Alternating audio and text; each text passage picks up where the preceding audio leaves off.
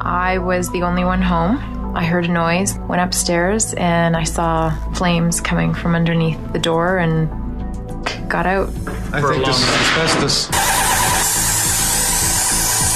Did anybody touch this? No. So we went with this contractor, and then just things did not go well. My God, this house will tell a story.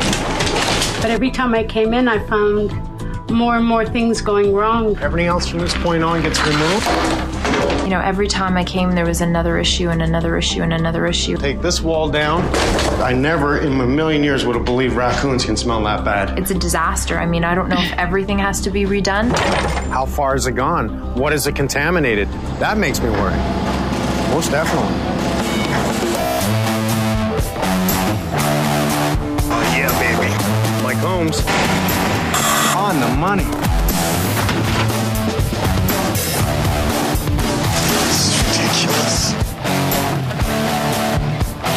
I've decided now to gut it. Take it all down. Michael, I love you. Me too.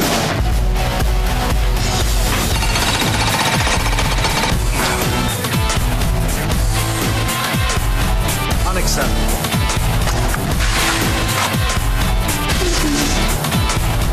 God, I love my job.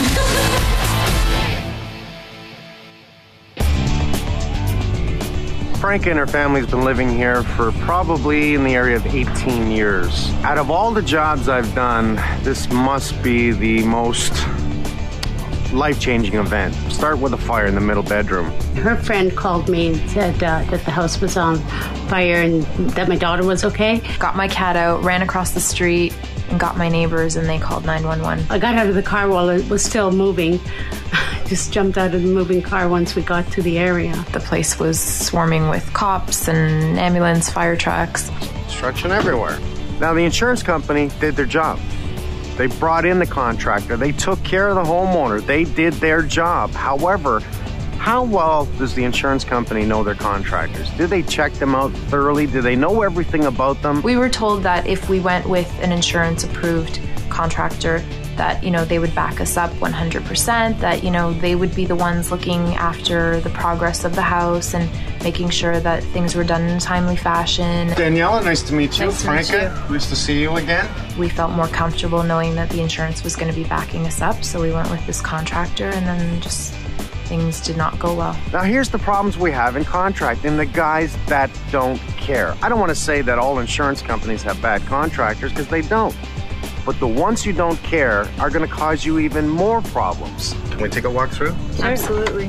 I'd come here and I'd see what was being done, and, you know, I'm looking at a wall that was supposed to be, you know, torn down, and there's wiring running through it, and I'm thinking, why is this here? Well, the kitchen wasn't part of the fire, but we noticed that there was a leak and a water bubble building up. You know, he said, it's just a bubble, don't worry about it. And we're saying, it's water. If you don't burst it, it's going to travel. You know, okay, fine. If you want me to pop it right now, I'll show you. It's no big deal. He drained the water out. 2 weeks later, I come into the house, and there's the kitchen window is now soaked in water. The cupboards are starting to fall apart because it's still dripping. They had to tear out half the kitchen. Well, aren't you replacing the whole kitchen? Oh, no, the contractor says. Just the damage side. If you want the whole kitchen done, you're going to have to pay extra money. The insurance adjuster looked at me and he said, why are you bringing up the kitchen as an issue? The kitchen's being replaced. And I looked at him, I said, well, half of it is. And he said, no, the whole kitchen's being replaced. And so at that point, I looked at the contractor and I said, well, that's not what you told me. Foul play. Incredible foul play here.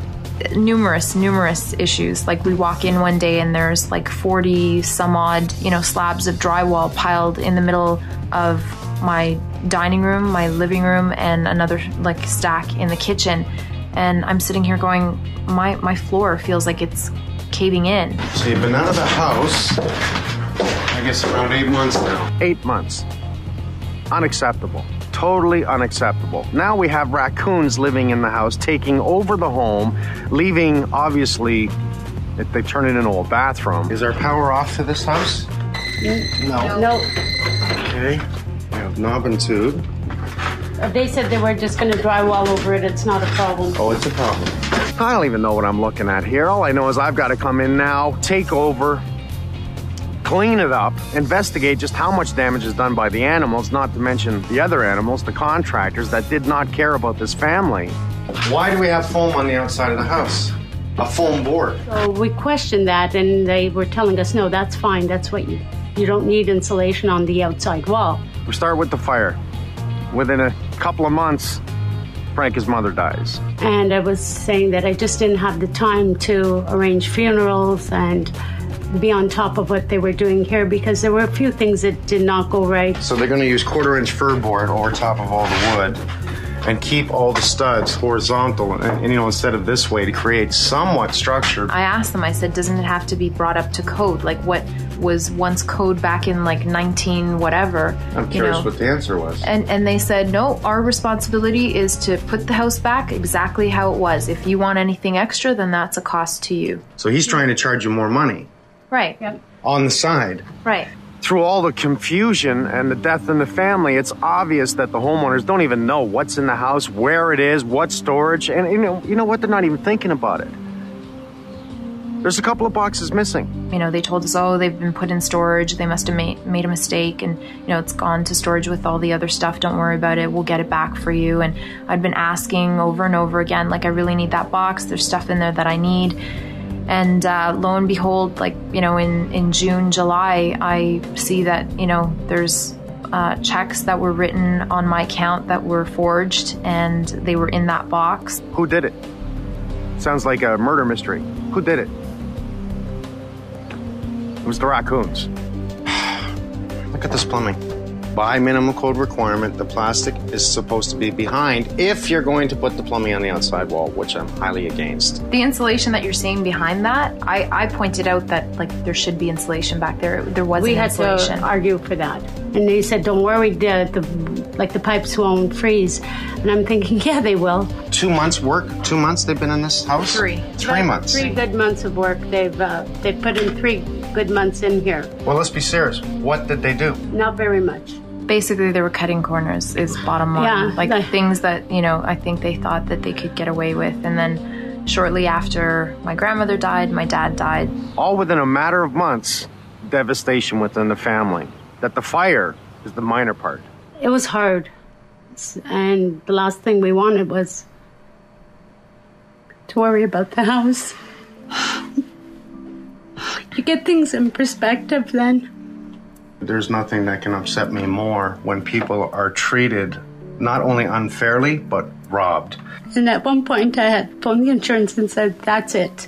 I just want them to stop. I can't deal with another death and the house at this time. So we have obviously a bad contractor that came in here that took total advantage of the situation, which makes me sick. And they just kept saying, don't worry, you don't have to be here. We'll take care of it. We'll look after it for you. We know you've got a lot of things to deal with. Don't worry. I'm going to completely take over. I'm going to deal with the insurance company. I'm going to deal with taking this house apart and doing whatever I have to do to put it back together again, to bring them home and give them what they should have. I'm going to turn this into a dream home for you because you deserve it. I think enough bad has happened, and I think it's time we have some good. Thank you. Okay? Thank you. It's just, I just saw the 2 totally extreme ends of people. Somebody who's going way out of their way to help you out and somebody who's going way out of the way to do as little as possible. I just don't think that these guys, A, know what they're doing, and B, I don't think that they can really be trusted. And if I was the insurance company, I wouldn't want to be associated with them anymore. So don't worry about anything. Thank You're you. a sweetie. I'm going to fix it, okay? Some of my friends say to me, I don't know how you get up in the morning. And I said, you just got to go on. Life goes on. You deal with it as best you can, and you got to keep going. I'm going to change this whole place. Oh, I got to get a bin in here and bring the family in and say, what do you want to go? Things went from bad to worse. This makes me sick, absolutely sick. The fact that I'm a woman doesn't mean I'm stupid. You got a skunk in there? Did they ever get sprayed? Yeah, I got sprayed. That's why it stinks. It's you that stinks. Yeah. Okay, because I smell it. We've been looking around. There used to be a hole on the side of the end gable here. Also looking up the plastic. We can also see that they've dropped through, because the last time I was here, this was not down. I don't know if there's 1, 10, 20. Take a look and see what's inside. And if there is something in there, we'll try and get it out. And then it's up to you guys, I'm assuming at this point, to make sure that they won't be able to get back in. Oh, well, you see the footprints, paw prints. Paw prints here and there. Yeah, there's a footprint right there too. Yeah. They could be anywhere. There's no way to know exactly where they're going to be. I think we would have heard them moving. What do you think? Not necessarily. You'd be surprised how quiet they can be. Yeah? You're going to be looking for a lot of footprints. Where the majority of the footprints are, raccoons all have what they call a communal toilet for the most part. Raccoons will go to the bathroom in the same spot. They've had free run of the place for 8 months, so they know it better than you and I do at this point. Oh, there's a pile of droppings here too. There was only one job I was on before where we had one raccoon and we were able to do it ourselves. We just scared him out of the attic, closed off the entrance, but this house here being vacant for so long, we thought we'd call these guys in because there could be 10 of them in here. We don't know. Is that their pee? Yeah. Okay, I'm gonna go get the guys to start cleaning up. You want to do a furrow? Work your way down. I'm gonna pull down the stuff in the car. No sweat. They can live in there easy. All kinds of signs here. I don't know if that's raccoons chewing on that or squirrels. What they've done is they've ripped it apart, squirrels or raccoons, one or the other. So we definitely don't want this. We'll only keep the full pieces. But this just shows they're tearing it apart, trying to make a bed or whatever they're doing with it. We're not sure why they come and go the way they do, but we've inspected it. It's not home. We're gonna close up the outside so we can stop the animals from coming in here. We know we're clear right now, so don't worry about anything. At this point, let's leave all vapor barrier in the ceiling. That is still there, but I want everything down. Let's keep the foam so we don't waste it and throw it into garbage. Throw out the plastic. Okay. Anything that's strapped, we're gonna redo. Since we're putting in a new forced air unit with air conditioning, we can get rid of these rads, give them to someone that can use them. Man, these guys are heavy.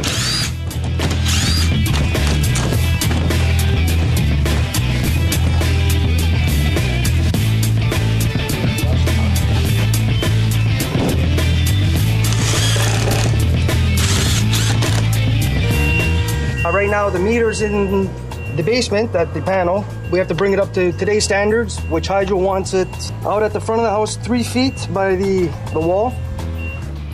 I guess during the fire, this broke off. As you can see, this wire here needs to be replaced. It looks like it's got some heat damage to it. I can't temporarily hook this up. I'm going to have to replace everything. That means I'm going to have to change this whole mast here, this weatherhead here, which is broken apart and it's all rusted out. We're gonna have to call ESA, the authorities, get the permits, meter locate, before I can do anything here. We don't have a choice, right? We can't put it at the back of the house, we can't put it at the front of the house. So let's just do it, but you're gonna prep for a new panel. We're gonna rewire the whole place, kill the knob and tube. Yeah, and bring everything up to today's codes. What's the container for, Mike? A whole bunch of drywall. What are we doing, standing up? Yep. Yeah. Okay. A lot of stuff coming out of this house. Okay. All right. This is going to take a while. Hey, Holmesy. Yes? Isn't this supposed to be going inside the house? They won't be going back in. Yes, it will. Unfortunately.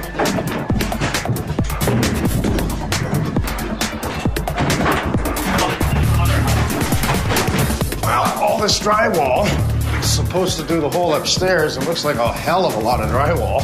Because you got the kitchen, the dining room, the living room put on the middle of the floor, compromising the structure, so we've got to pull it all out to gut the place, clean it up. Oh, we're going to put up a sign of luck for the homeowner here. I think when we're done, we'll take that and hang it inside. I like it. This way it holds the luck. Bedroom for the raccoons.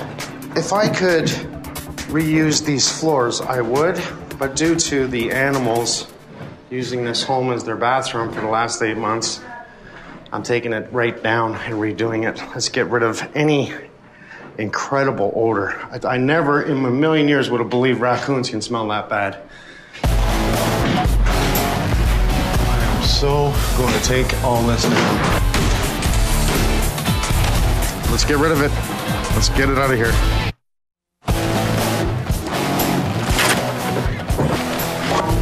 Every time I open up something, I gotta fix crap after crap. Get rid of the clothes. Get rid of everything else. Just scout through the boxes, see if there's anything saved here. If not, let's clean this out. There we go. Sir. Daylight. These are not custom cupboards.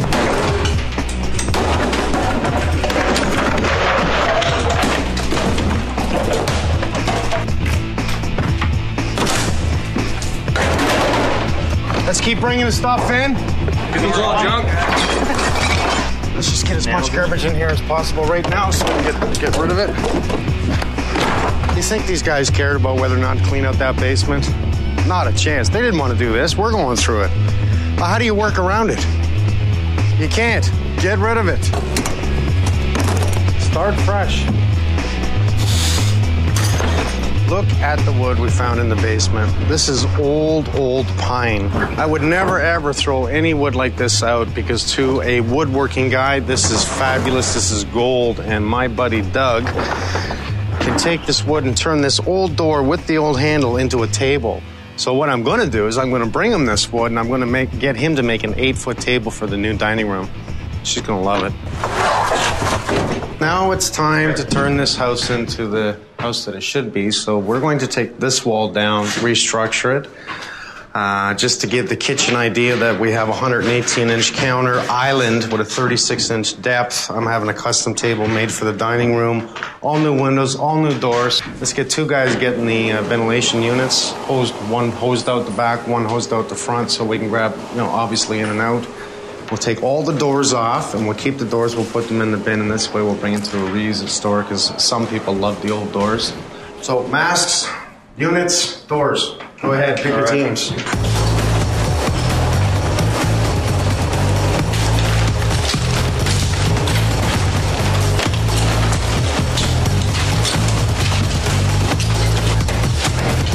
With a complete new upstairs, no choice for new electrical, new plumbing, new furnace.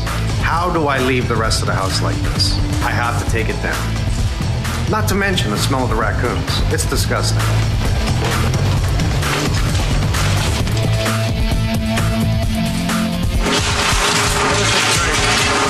It really is great.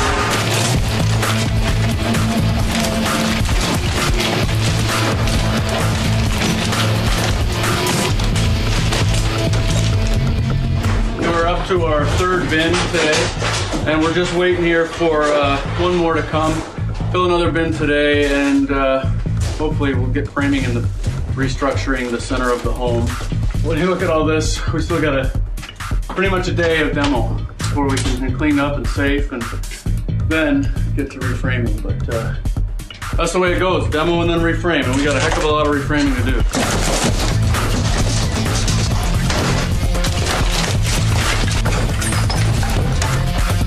Got a sinker power over here, Dan?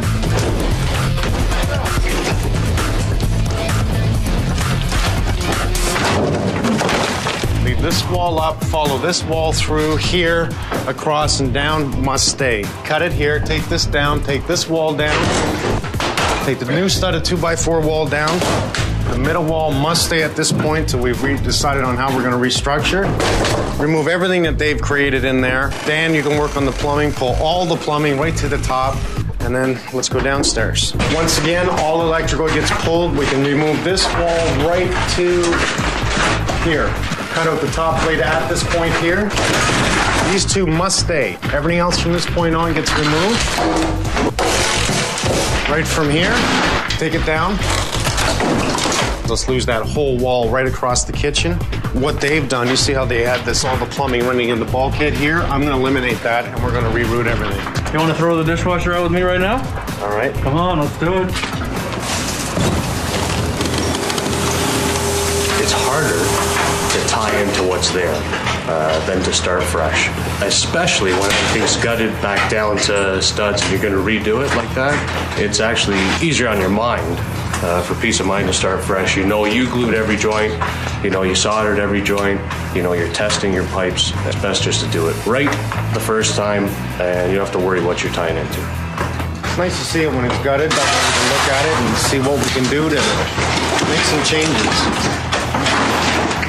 Since we have so many windows in the back, I really see that being the attraction point as a possible master bedroom and not the front.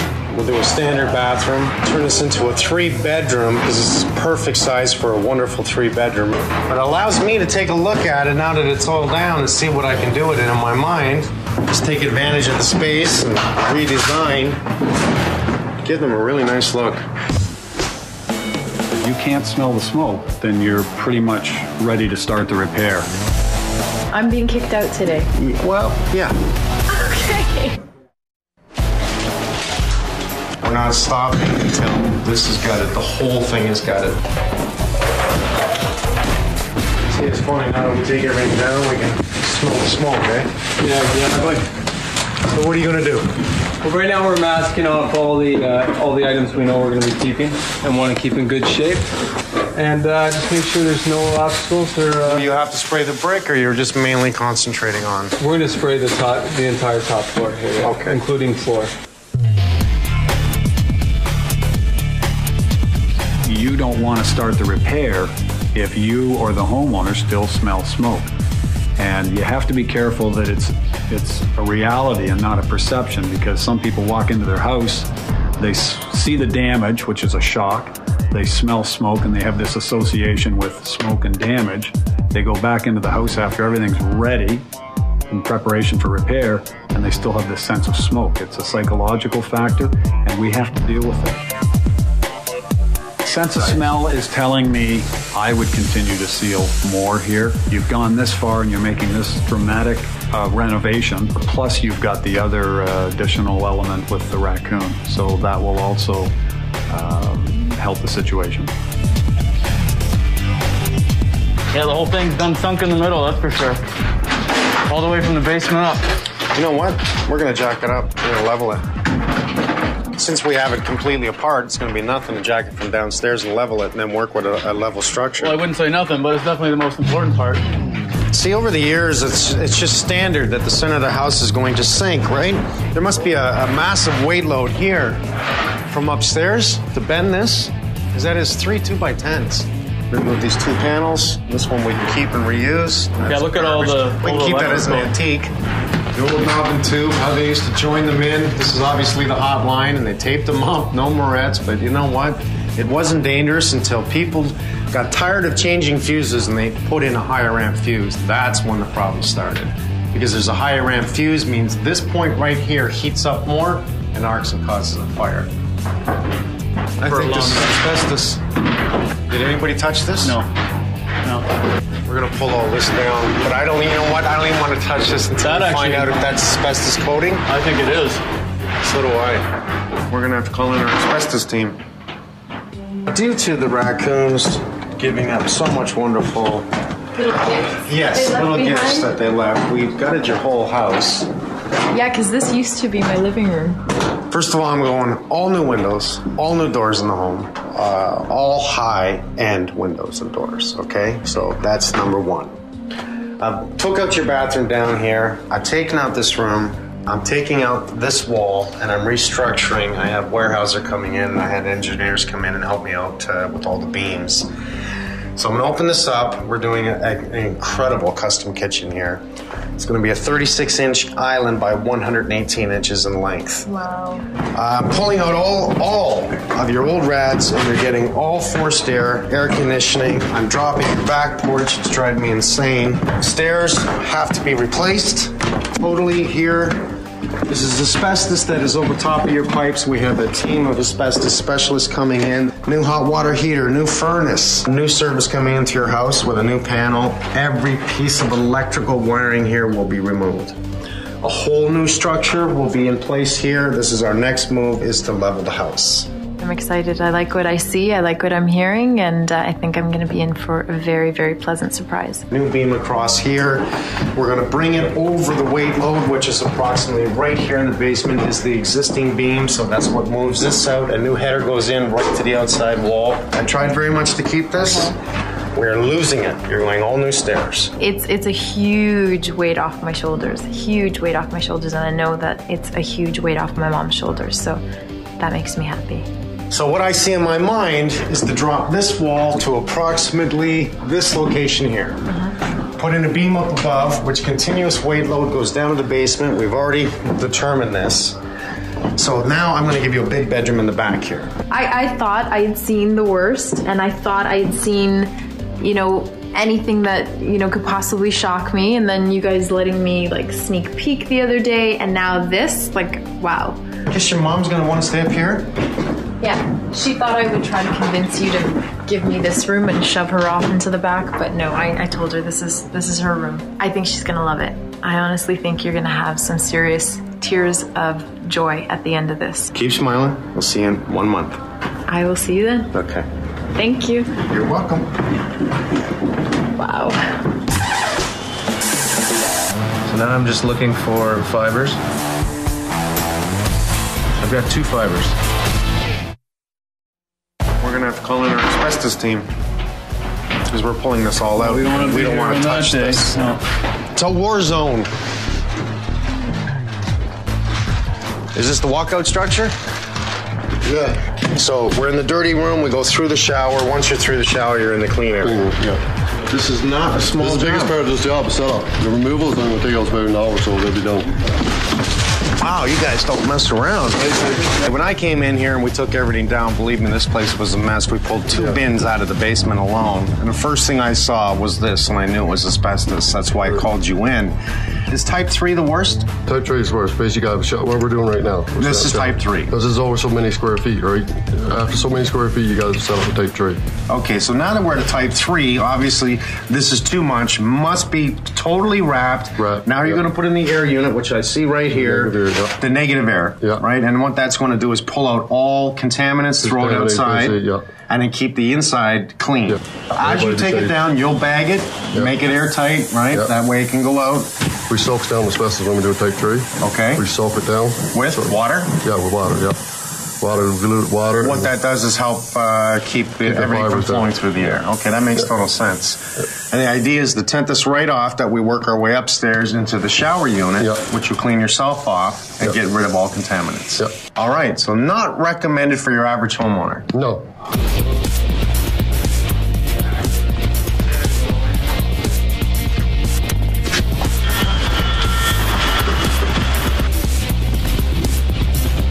As long as you don't touch asbestos, it's not a danger. But as soon as you play with it, move it, break it, it now releases fibers into the air that are extremely dangerous for you to breathe. What these guys are doing is using a mixture of water and glue, and the idea is to knock down the fibers onto the floor, the fibers, the particles. We don't want it floating through the air. So this grabs it, holds it, easier to clean up.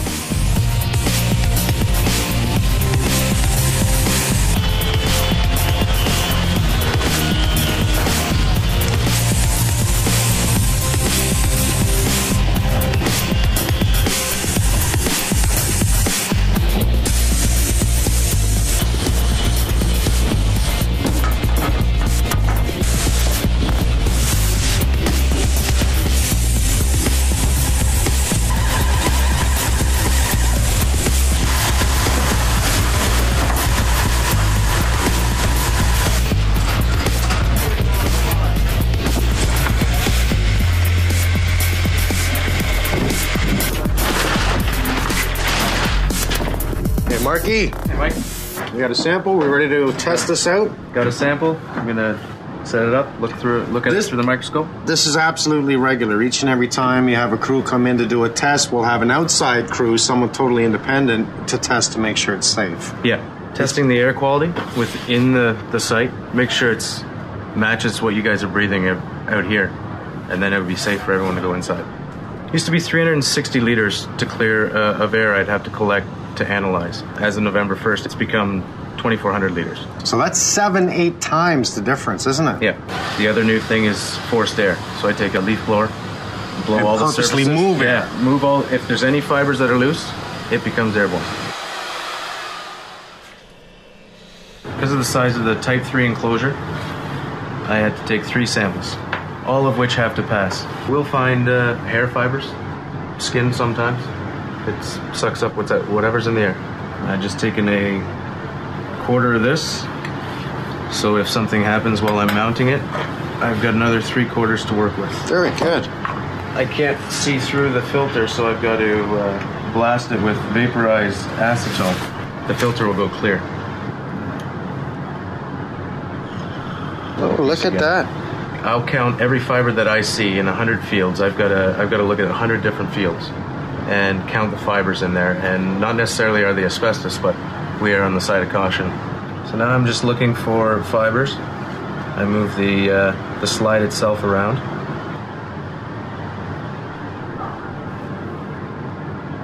And I think you're good.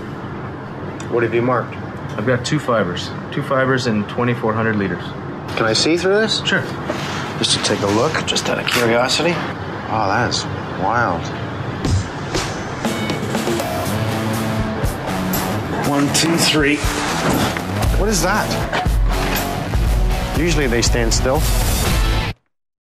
It's strong, but it's just not level, right? Like, that's gold. That's going to be a little bit of a pain. We're going to jack it up. We're going to level it. Whoa. You got to be kidding me. Hey, buddy. Good morning. Tell me this is not the oil tank. You're standing on it, Mike. Well, 3 feet down. I've worked on 120-year-old homes and never seen an oil tank in the ground. Well, they have them, Mike. They just... You've seen them? Yep.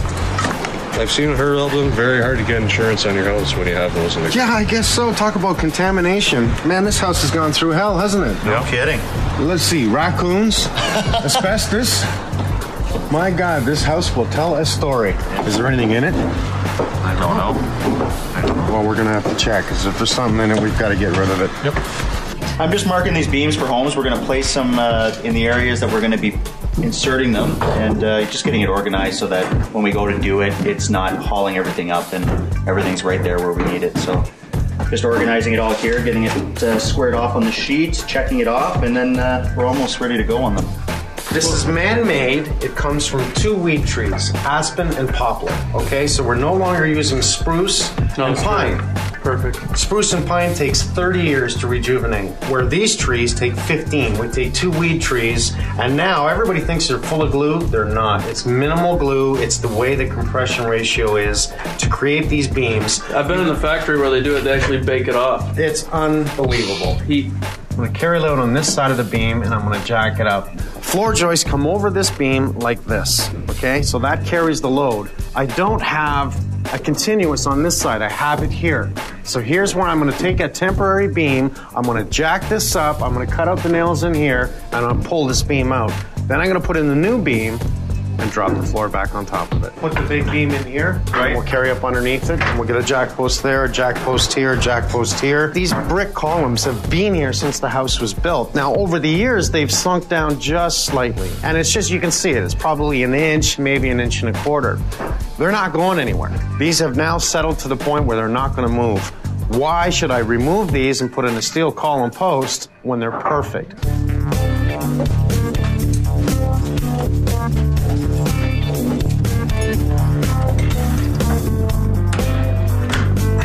There we go, there's structure lighting. Now take the same level, go to the other side and see if you're exactly in the same spot with the bubble. Yes, we are. All right. Correct. Exactly the same. Okay, you want to give that a couple? Sure, buddy. I'll take it. Which one it is?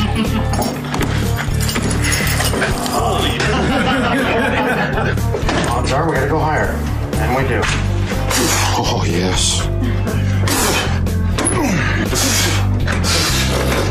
Tell me your level. Oh, your level. And we can see now that we're up off. Okay, you can see how much we've lifted this area. That's a lot, eh? Yeah, it is a lot. Pull off these boards on this side, get that blade in there, cut those nails off so we see this drop, okay? Cut it right here. Get rid of this piece and then we'll shimmy it out.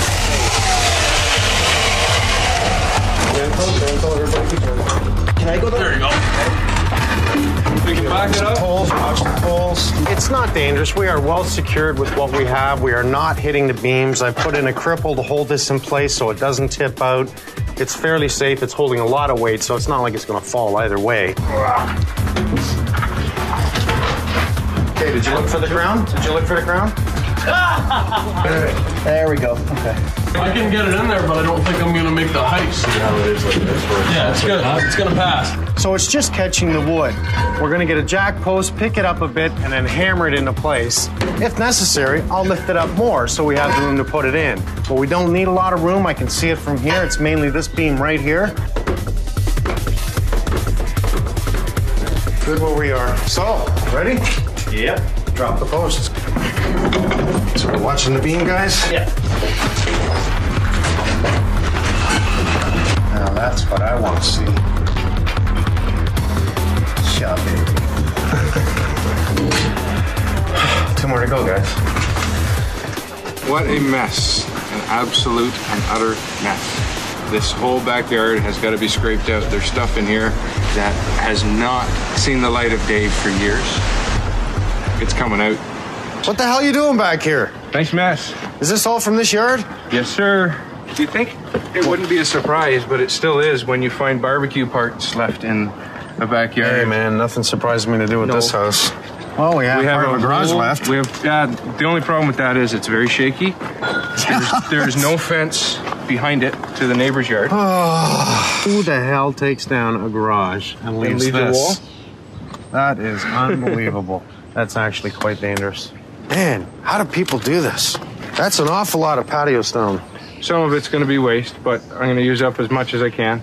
Okay, we're going to drop that, we're going to get rid of it, and we're going to build a fence. So, yesterday we finished up the center beam in here, and we've created a pocket sleeve on top of that beam. So now the idea is we short up 2 temporary walls on each side so we can drop this beam. This will hold the floor joist. There is no continuous weight load upstairs on top of this. It's only the floor, so I don't mind doing it this way at all. The idea will be now to cut the floor upstairs to expose this beam, cut these guys back, lose this beam, put in the new 3 LSL beams, which is manufactured floor joists, carry over top of here, and here's the pocket we've really created to hold that, continuous right to the outside wall. We have the old floor joist coming in that was carried over a brick that has been broken out over, obviously, years ago. This area is now lowered down. They beamed off and tied off. In the old days, they would just nail it, where minimum code requirement right now is to have a hanger bracket. Oh, we have an arrow. Okay. So what we're going to do, we're going to fix this. We're going to now carry to this side here. We're going to bring in a temporary small beam. We're going to lift this area up true. We'll cut out this area, and we'll tie from this beam right to this beam. We'll put in a double header across here, 2 double hanger brackets, and what that's going to do is level up the floor here. Not only do we have to do it here, we have to do it on that side, we have to do it in the living room, we have to do it upstairs. So there's what I was talking about the structure nightmare. You can see how the old way, they used 2 2x10s laminated together, tied in the floor joist into there, and used a 2x4 underneath as a carry load. In other words, a hanger.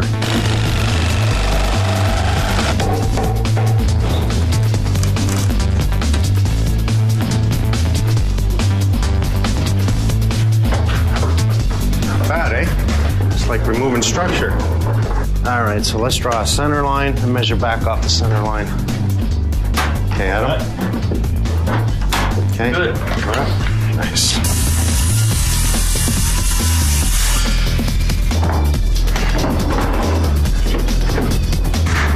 I'm good, Dixon. You're good. Clear. You gotta add 2 inches. An inch where the notch.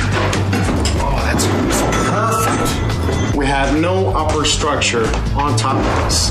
So we know we can easily put in a temporary wall there, a temporary wall there, cut out this beam, set it up in place, which we've done. We've measured off the 5 1/4 in thickness and the length, that we can pick it up and drop it in place. And then simply, just as simple as it looks, pull up the floor and get in our hangers underneath. And you can see how much I raised this one area.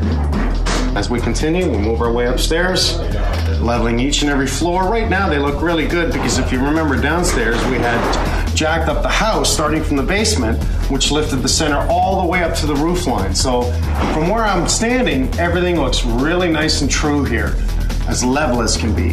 True. 1, 2, 3. We're gonna pick up this probably 500-pound beam, 3 of us, 4 of us. We're gonna put one in on top of this ladder. We're gonna get the other in on top of the other ladder. Then we're slowly gonna get jack posts in there and carry it up. Because the last thing I want is on a structure-weighted ladder is to hold one body and a beam. It might be too much, so we're gonna try and maneuver this. Jump the bumper! Okay. There we go. Yeah, we're up. Okay. 1 foot. Whoa. 1, 2, go. Good. Got it. Down.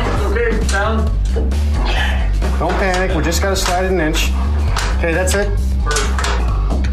Ready? Yep. Go. Okay. Come down slowly. You're good. That's perfect. You happy with that? Yes. Very. All right, you got me nervous now. So far, so good. So far. So far. I have never in my life seen an oil tank in the ground. The last thing I want is to contaminate this earth. We have got a world of hell today. We've got Murray in to cut some trees and remove the branches. We've got the bin guy coming in. We've got the TSSA in to help oversee removal of this oil tank, which now we have the company coming in. They're going to test to see what is in here, if the ground is contaminated, and I'm just finding out all kinds of stuff on contamination and what they have to do. That's the old dip port for the tank. It was buried. Yeah. Well, first thing I noticed, there's only maybe 2 threads into the fitting, so whoever put it in didn't plumb it right. Okay. There should be at least 4 or 5 fittings or threads into the fitting. Would it give you any sign that it would ever leak just by looking at it here? No, but what can happen in this case is if there's a high groundwater, the water will get in around this and fill the tank. And in doing so, it'll push the oil out if the tank is filled. Okay. Make a bigger mess. Okay. All right, you got me nervous now. Okay. 20 centimeters. Now that we know there's product in the tank, we'll put this pipe back in just so the dirt doesn't go in the tank. We'll excavate over top of the tank till we get to the tank. Then we'll cut the tank open. Okay. All right, well, I might as well get these branches out of the way, just out of your hair right now, and we'll get as much out of the way as possible.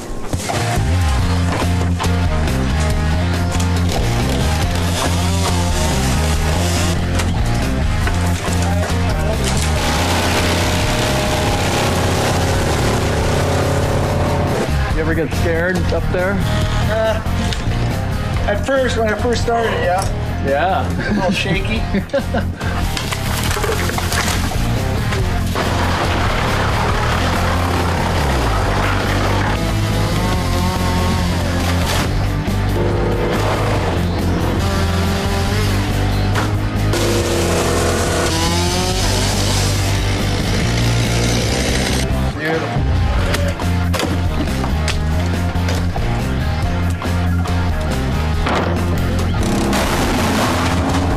Other job done.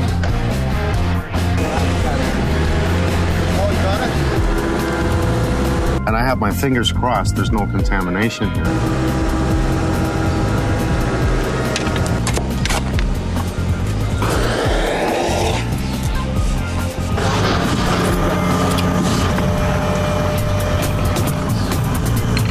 Let's just say it has contaminated the property. How can we determine a cost on the cleanup? Well, the level of cleanup required now comes under the environmental guys who are involved. They come and determine how far has leached into the ground, how far down's gone to the ground, and what's involved with the terrain around it.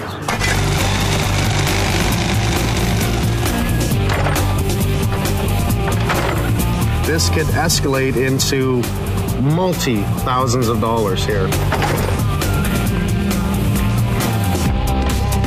I have my fingers crossed on this one.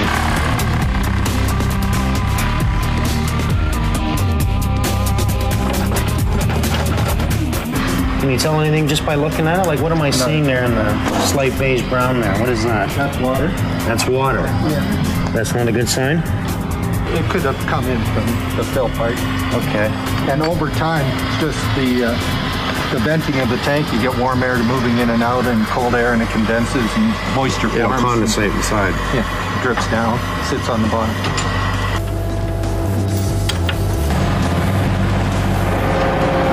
We could have some in the ground. This is a worry for me that how far has it gone? What has it contaminated? Has it gotten into the water? Has it gotten into the neighbors? Do we have to remove that deck? Do we have to dig up the driveway? How far has it gone this way? That makes me worry. Most definitely. You ever hear that saying, can of worms? Big can. Real big.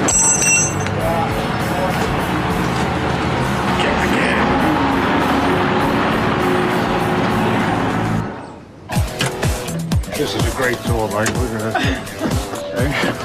That's an insulation puller? Yep. It's not. Good for pulling insulation. It's good for, calling somebody. You know, if you want to poke somebody on the shoulder. Battle. Got a ladder in the truck. Like, what kind of car do these tires go on? That's an awful small tire. You see that on my truck?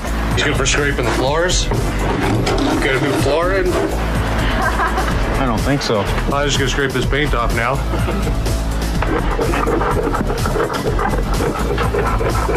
This broom sort of reminds me of Curly.